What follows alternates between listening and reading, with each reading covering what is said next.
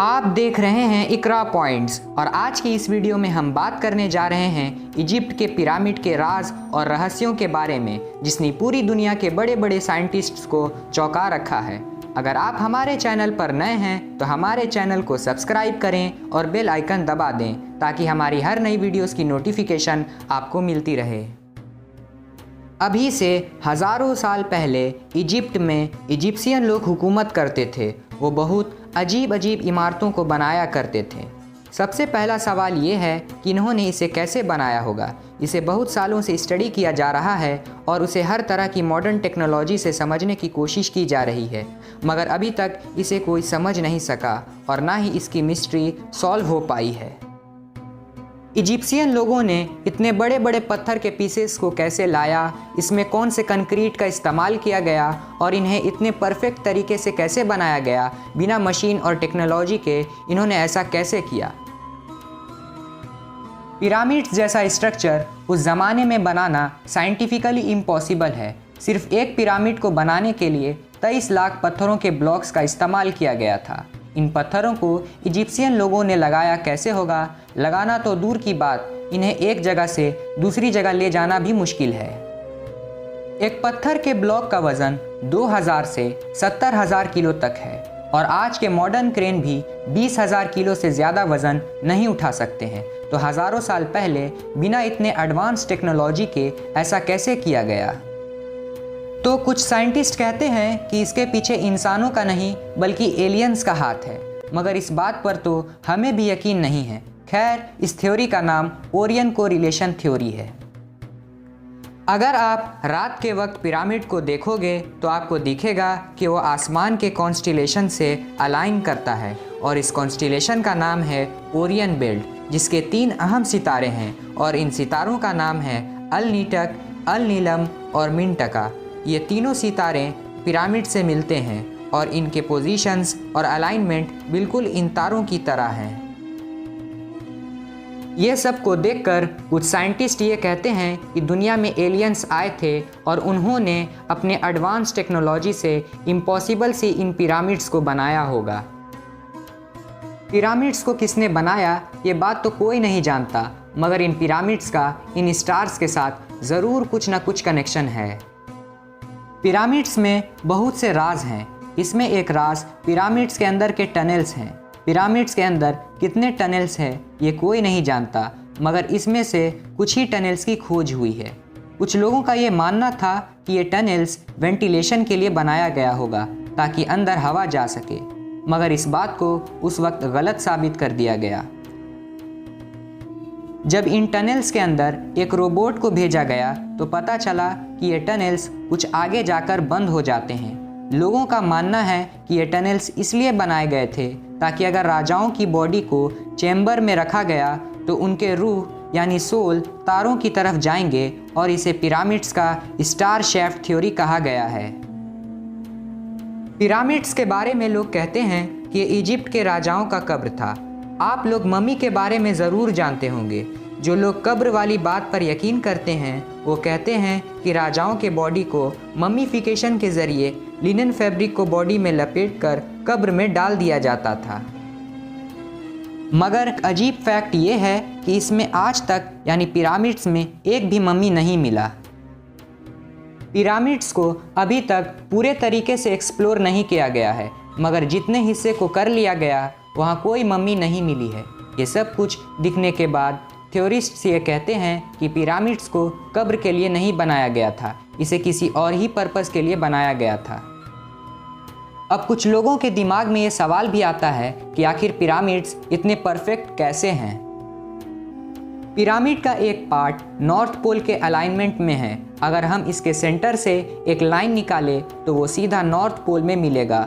बस कुछ किलोमीटर का डिफरेंस रह जाता है, मगर अभी से हज़ारों साल पहले दुनिया की टेक्टोनिक प्लेट्स हिल गई थी, जो कि नेचुरली होती है, वरना उस वक्त ये एकदम सटीक था।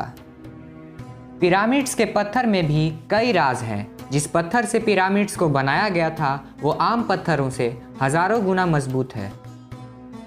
साइंटिस्ट ने इस पत्थर पर बहुत रिसर्च किया, मगर उन्हें ये पत्थर दिखने में लाइमस्टोन लगा, मगर ये लाइमस्टोन का नहीं है। और साइंटिस्ट ने ऐसे अजीब पत्थर पिरामिड्स के अलावा कहीं और दुनिया में कभी देखे ही नहीं हैं। पिरामिड्स की अजीब बात यह है कि इसे बनाते वक्त बॉल एंड सॉकेट मेथड का इस्तेमाल किया गया। ये ऐसा मेथड है जो हीट एक्सपेंशन झेल सकता है।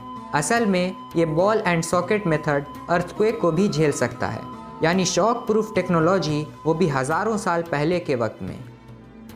अभी तक तो सभी यही मानते थे कि पिरामिड की बस 4 दीवारें हैं, मगर असल में पिरामिड में 8 दीवार मिली है। 1940 में एक ब्रिटिश पायलट जब पिरामिड के ऊपर से गुजर रहे थे तो उन्होंने पिरामिड के ऊपर से तस्वीर ली तो दिखा कि पिरामिड में 4 नहीं बल्कि 8 दीवार हैं। उसने देखा कि चारों साइड 2-2 हिस्सों में बटी हुई है।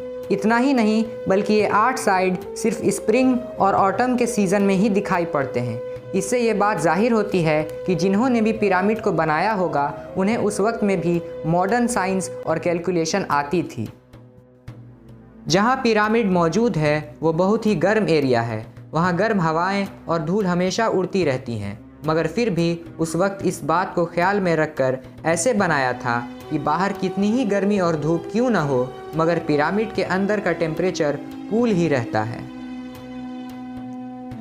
पिरामिड के अंदर का टेम्परेचर लगभग 20 डिग्री सेल्सियस ही रहता है, जो कि इस दुनिया की एवरेज टेम्परेचर है।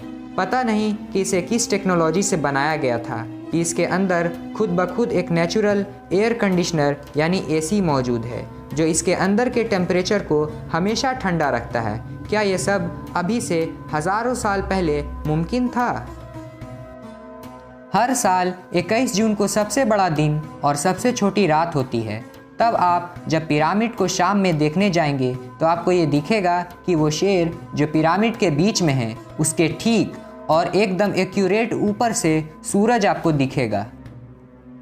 पिरामिड्स को बनाने वालों ने इतने कॉम्प्लेक्स कैलकुलेशन कैसे किए, वो भी हज़ारों साल पहले, जबकि टेक्नोलॉजी ठीक से मौजूद भी नहीं थी।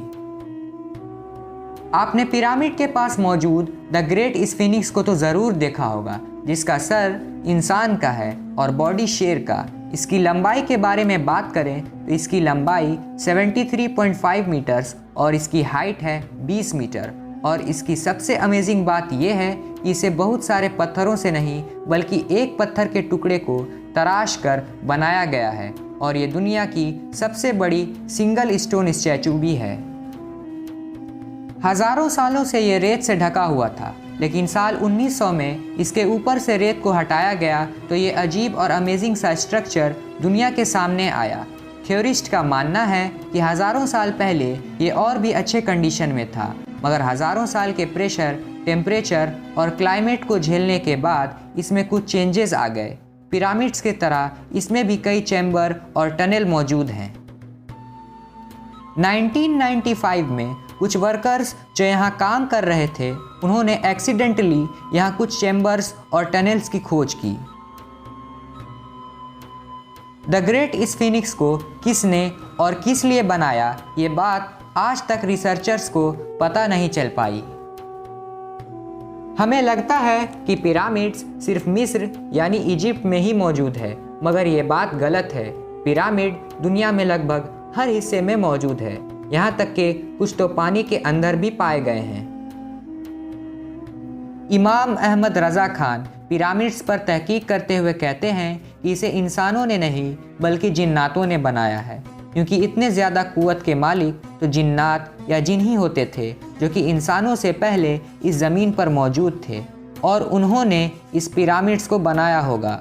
और जहाँ तक इजिप्शियन की बात है, वो तो दरियाए नील पर 5000 साल पहले ही आबाद हुए थे, मगर इजिप्ट के पिरामिड्स तो उससे बहुत पहले से ही मौजूद थे। इजिप्ट के पिरामिड्स ने आज के साइंटिस्ट्स को अभी तक अपने अनसुलझे राज में फंसा कर रखा है, और आज भी इजिप्ट के पिरामिड्स उनको चैलेंज करते हैं। पता नहीं इंसान इसकी मिस्ट्री कब सॉल्व कर पाएंगे। अगर आपको हमारी वीडियो पसंद आई हो तो हमारे वीडियो को लाइक करें, अपने दोस्तों के साथ शेयर करें, और हमें कमेंट बॉक्स में ये ज़रूर बताएं कि आपको क्या लगता है कि पिरामिड को किसने बनाया। अब आपसे अगली नई इंटरेस्टिंग वीडियो में मुलाकात होगी। Thanks for watching.